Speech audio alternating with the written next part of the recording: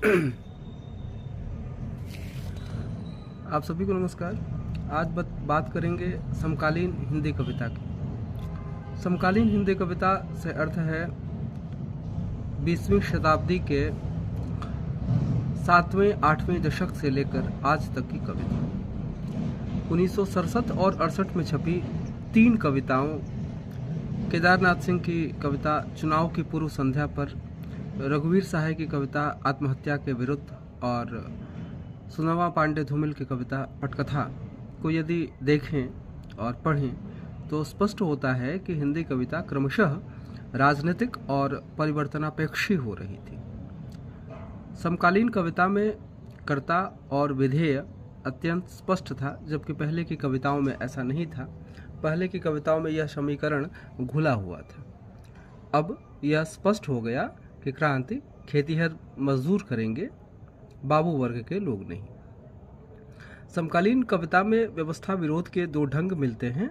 एक, सत्ता परिवर्तन के जरिए व्यवस्था परिवर्तन, यानी वोट की शक्ति में विश्वास रखते हैं।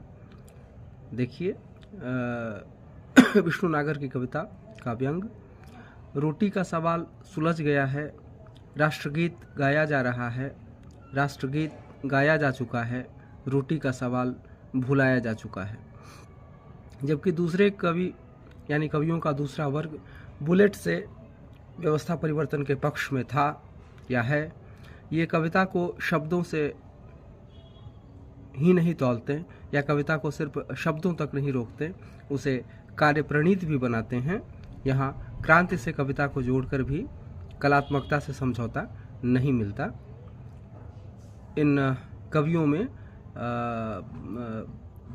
बाद के कवि, अधिकतर जो बाद के कवि हैं वो अवतार सिंह पाश से भी प्रभावित मिलते हैं। आलोक धनवा की कविता को देखिए। तेज आग और नुकीली चीखों के साथ जली हुई औरत के पास सबसे पहले पहुंचती है मेरी कविता। यह कहना अप्रासंगिक नहीं होगा कि वर्तमान दौर में ये कविता और इस प्रकार के कवि अप्रासंगिक हो चुके हैं। समकालीन कवि प्रगतिशील जीवन दृष्टि का विकास करते हैं। मैं उस समय के संदर्भ में बात कर रहा हूँ। वे कविता में जीवन से संपृक्त को पुनर्स्थापित करते हैं। कवि जीवन की हलचल को बाहर ही नहीं भीतर भी अनुभव करते हैं। उदाहरण स्वरूप अरुण कमल की कविता उर्वर प्रदेश को देखा जा सकता है, अंकुर जिसका बीज शब्द है।